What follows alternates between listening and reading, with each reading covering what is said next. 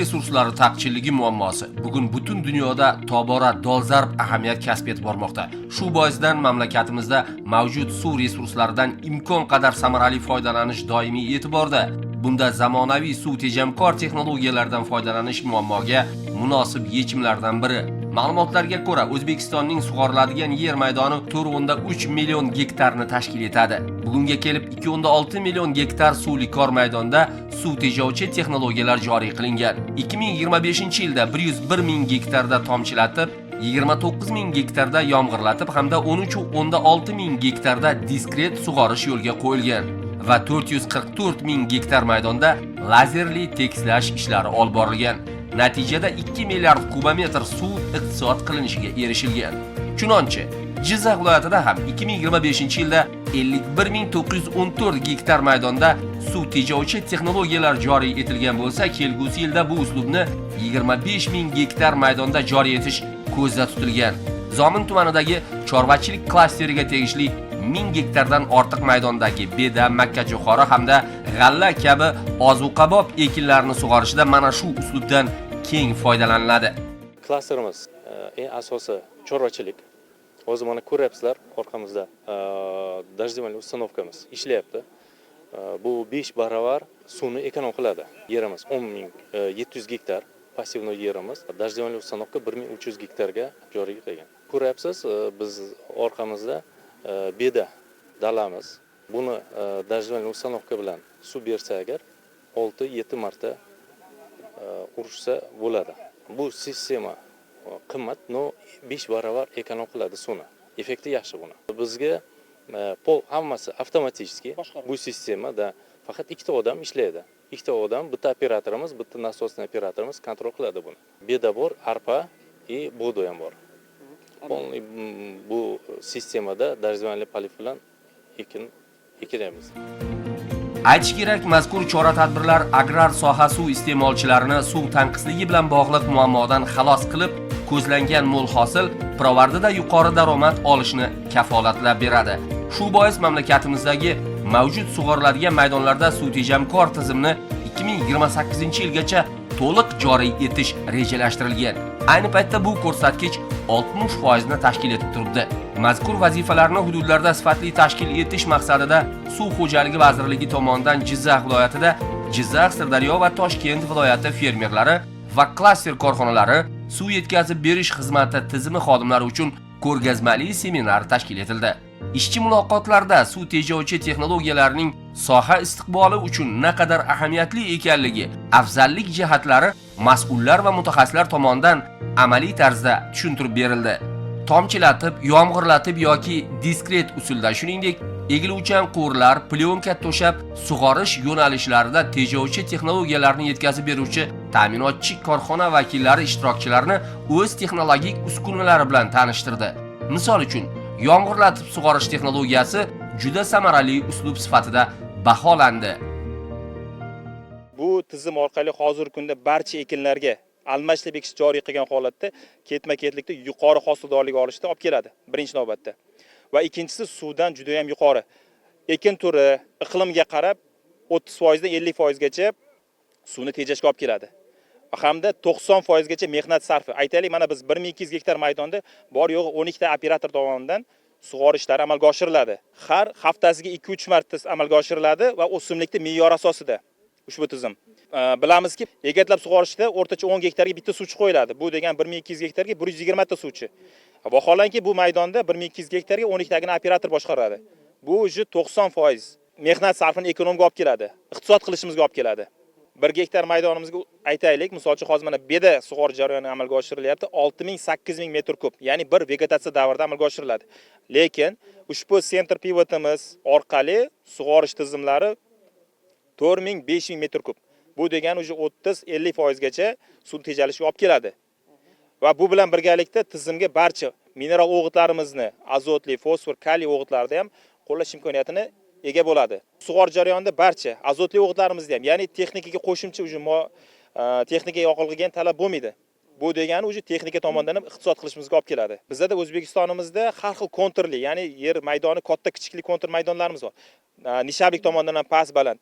Ushbu sistemamiz O'zbekistonda sug'orish tizimlarini olib kelib o'rnatib beramiz va unga agrosoprovождение, ya'ni agronomik boshqaruv rejimlarini ta'minlab beramiz tizimda. Yerni katta kichikligiga qarab bizda loyihachilarimiz bor. O'sha maydonga qarab moslashtirilgan sug'orish pivot sistemasini o'rnatib beramiz. Ushbu tizimni boshqarish to'liq avtomatlashtirilgan, masofadan turib boshqarish imkoniyatini beradi. Bu degani misol uchun aytaylik, nasos tizim hozir mana biz yoqib ko'rsatdik. Nasos yoqqanimizdan keyin bu nasos bilan pivot bir-biriga integratsiya qilingan holatda nasos pivot yongandan keyin nasosni ham qo'shadi va birgalikda sistemani kerakli suv sarfida, kerakli normada ekinga yetkazib beradi. Pivotimiz elektr energiya hisobiga harakat qiladi. Hozir ko'rib turganimiz uzunlik 425 metrlik pivotimiz soatiga 93 litr sekund suv iste'mol qiladi va 33 gektar maydonda yarim aylana shaklda maydonni sug'orish imkoniyatini beryapti. Seminarda taqdim etilgan har bir texnologiya bugungi dolzarb sanalgan suv taqchilligi paytida suv va energiya resurslarini, shuningdek, mineral resurs va ishchi kuchi sarfini iqtisod qilish orqali ekinlarni bir tekis samarali sug'orish imkonini beradi. Shu ma'noda suvni yetkazib berishda muqobil manbalardan ham keng foydalanish zarur bo'ladi. Bizning korxonamizda bu uskunamiz ishlab chiqarilgan. Bu quyosh panellari yordamida mobil sug'orish tizimi hisoblanadi. Buni fermerlarga qulaylik tomoni suv tejovchi texnologiyalar ishlatilgan. Bunda 15 gektar maydonni sug'orish imkoniyati mavjud. Faqat kunduz emas, kechasi ham sug'orsa bo'ladi. Akkumulyator zaxiralari bor. Bundan tashqari, yoz fasllari tugaganda ekin maydonlarida buni keragi bo'lmay qolgan paytlarda uyga olib ketib turib, xonadonni elektr bilan ta'minlash imkoniyatlari mavjud. Xarajatlari 220 million so'm, umumiy 15 gektarda ichida hamma narsalari bor. Egiluvchan quvurlari, fittinglari, nasos, undan tashqari fermerlar uchun qulaylik qilingan oshxona jihozlari, xolodilnik, hamma narsasi bor. Albatta, suvni iqtisod qilishda zamonaviy muhandislik yechimiga ega suv tejovchi texnologiyalarning o'rni katta. Mavjud maydonlarda bu tizimni to'liq joriy etishni ta'minlash uchun uskuna va jihozlar ishlab chiqarish jarayonini mahalliylashtirish iqtisodiy samaradorlikka salmoqli hissa bo'ladi. Eng muhimi, suv tejovchi texnologiyalarni joriy etgan agrar subyektlarga davlat tomonidan qator imtiyozlar yaratib berilmoqda. So'nggi yillarda butun dunyoda nafaqat respublikamizda ham, balki butun dunyoda suv resurslariga bo'lgan talab yildan yilga kuchayib bormoqda.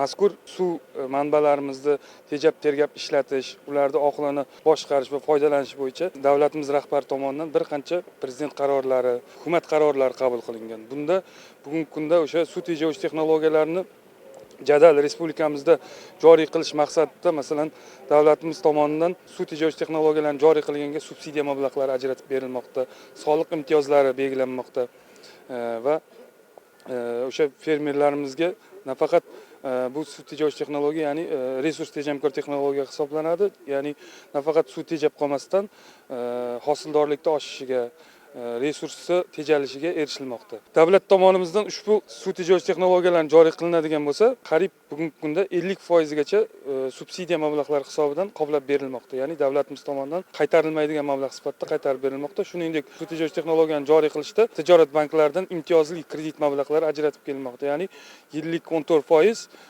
5 yil muddatga 2 yil imtiyozlik davri bilan o'sha kredit mablag'lari ajratilmoqda. Shuningdek, texnologiyani qo'llaganda o'sha qo'llanilgan maydonga 5 yil mobaynida yer solig'idan ozod qilinishi ham belgilab qo'yilgan. Suvni rasamadi bilan tejash agrotexnik tadbirlarni sifatli ta'minlashi bilan birga qishloq xo'jaligi iqtisodiyotida yana bir foydali jihat zaruriyatini yuzaga chiqaradi. Bu ham bo'lsa, irrigatsiya tarmoqlarini yaxshilash, kanallarni betonlashtirish va ulardagi suv to'suvchi inshootlarni zamonaviylashtirish. Jizzax viloyatida 2025-26 yillar davomida 159 kilometr kanal va 2330 kilometr uzunlikdagi ariqlarni betonlashtirish belgilangan bo'lib, shu kungacha kanallarning 25 kilometrlik qismi hamda ichki irrigatsiya tarmoqlarining 120 kilometrida betonlashtirish ishlari bajarilgan. Seminarning navbatdagi qismida bu boradagi ishlar samaradorligi xususida ma'lumotlar yetkazildi. Ana bugun biz seminarga Toshkent viloyatidan o'zimiz tizim tashkilotlari, fermer xo'jaligi, klasterlar bilan tashrif qildik. Bu seminar juda suv tejovchi texnologiyalarni joriy qilish bo'yicha seminar bo'lyapti. Bu juda mazmunli. Bu yerda ko'p narsani o'rgandik. Bu yerda hozir yangi texnologiyalar bilan yomg'irlatib sug'orish, Keyin Kavsar usulida egiluvchan quvur orqali sug'orish texnologiyalari bilan tanishdik. Qolaversa mana betonlashtirish, prezidentimizni bir qancha qarorlari chiqdi. Shundan mana biz ham Toshkent viloyatida asosan urg'uni mana suv tejash texnologiyalarini joriy qilish bo'yicha 25 ming gektarda reja qilib olganmiz. Shundan hozirgi kunda boshladik. Keyin qolaversa 1600 kilometr biz ham ichki ariqlarni, xo'jaliklar va kanallarni betonlashtirishda reja qilib oldik. Shundan hozirgi kunda bizda ham shu ishlar davom etmoqda. Biz bundan seminarga kelganimizdan juda xursandmiz. Ko'p narsani oldik. Hozir biz ham Toshkent viloyatida shu texnologiyalarni bo'yicha joriy qilamiz. Agrar soha suv ta'minotiga mas'ul xizmat ko'rsatuvchi xodimlarning mehnatini alohida ta'kidlash kerak. Shu sabab suv yetkazib beruvchi, umuman irrigatsiya tizimi xodimlarining moddiy manfaatdorligini oshirish ham doimiy e'tiborda. Bunda hududlarda tashkil etilgan yordamchi xo'jaliklar aynan xodimlarni qo'shimcha rag'bat, oziq-ovqat mahsulotlari bilan ta'minlash imkonini beryapti. Muhtaram yurtboshimizni topshiriqlariga asosan kanallar, kollektorlar bo'ylarida suv xo'jalik tashkilotlari tomonidan suv xo'jalik xodimlarini moliyaviy qo'llab-quvvatlash, ularni ish haqlarini oshirish maqsadida yordam xo'jaligi tashkil etilgan. Jumladan umumiy 2000 nafar xodim xizmat ko'rsatadigan bu bizning viloyat bo'yicha suv xo'jalik tashkilotlari ichida 195 ta qoramolimiz, 2200 dan ortiq qo'y echkilar, 50 mingdan ortiq tovuq, 20 mingdan ortiq o'rdaklar, 10 mingga yaqin quyon hamda 200 qutidan ortiq asalariyalarimiz mavjud. Bu har oyda har bir xodimga o'rtacha 2,5-3 million so'mdan kam bo'lmagan miqdorda yordamchi xo'jalik yetishtirilgan qishloq xo'jalik mahsulotlari tarqatilmoqda. Ular xodimlarida o'zlari tomonidan yetishtirilgan yoki suv xo'jalik obyektlarida yetishtirilgan qishloq xo'jalik mahsulotlari sirasiga kiradi. Bu albatta xodim o'zining ishga bo'lgan mehnatini, mehrini, kasbiga bo'lgan mehrini oshiradi. Shu kuni seminar ishtirokchilari Jizzax bosh nasos stansiyasi boshqarmasida tashkil etilgan parrandachilik va polietilen plyonkalarni qayta ishlash sexida ham bo'lib, ushbu yordamchi xo'jaliklar faoliyati bilan tanishdilar. Mazkur ikki loyiha natijasida 25 ta doimiy ish o'rni yaratilgan. Olinayotgan daromad esa xodimlarni qo'shimcha rag'batlantirishga yo'naltiriladi. Bu loyihani boshlaganimizga 1 yil bo'ldi. Kredit asosida boshladik. Birinchisi dastgohlarni sotib olish va o'rnatish bo'yicha ishlarni bajardik 4 oy davomida. Mana hozirgi kunda tovuqchilik daromadiga kirganmiz. Yana plyonka, keraksiz plyonka chiqindilarini qayta ishlab granulani yo'lga qo'yganmiz. Jami ikkita loyiha uchun tovuqchilikka 200 million, plyonkani qayta ishlab chiqarish uchun 150 million kredit olganmiz. Ikkalasidan hozirgi kunda mana daromga chiqdik. Kreditlar qoplandi. 25 ish o'rni bor. 3,5 milliondan 6 milliongacha oylik olyapti. Bugun mana Jizzax bosh nasos stansiyasi yordamchi xo'jaliklar bilan tanishdik. Bizda juda ham o'sha iliq taassurotlar qoldirdi. Bularning hammasini zaminida o'sha vazirimiz Shavkat Rahimov aytgandek, xodimlarni manfaatini o'sha manfaatdor qilish. Bu yoqda qilingan ishlarni biz Sirdaryo viloyatida ham tashkil qilganmiz. Shaxsan o'zimiz o'sha Sirdaryoda Mashal nasos stansiyamizda 2 gektar o'sha baliqchilik, 15 mingga yaqin mana hozir broiler boqish o'sha ishlarini jadallashtirganmiz. Qolaversa yerlarda o'sha yordamchi xo'jalikdan tashkil qilganmiz. Buni tagidagi asosiy maqsad o'sha xodimlarga o'sha vazirimiz tomonidan berilgan topshiriqlar ijrosini bajarish, xodimlarni moddiy manfaatdor qilish, qo'shimcha daromad yaratish hamda qo'shimcha o'sha yangi ish o'rinlarini yaratishdan iborat. Bu o'sha joriy yilda 427 ta xodim bo'ladigan bo'lsa, o'sha Sirdaryo nasos stansiyasida ularga o'sha 3 milliondan o'sha reja qo'yilgan bo'lsa, biz 2 milliondan qo'shimcha har oyda daromad yaratib beryapmiz. Oyligidan tashqari qo'shimcha yordamchi xo'jalik hisobidan. Aytish kerak, agrar sohada suv taqchilligi kuzatilayotgan bugungi murakkab sharoitda ko'rilayotgan bu kabi chora-tadbirlar avvalo suvni iqtisod qilish orqali mahsulot yetishini ko'paytirish, eng muhimi aholining demografik ko'payishi bilan bog'liq oziq-ovqat xavfsizligi masalalarini hal etish kabi ustuvor maqsadlar uchun muhim yechim sifatida o'rtaga chiqadi.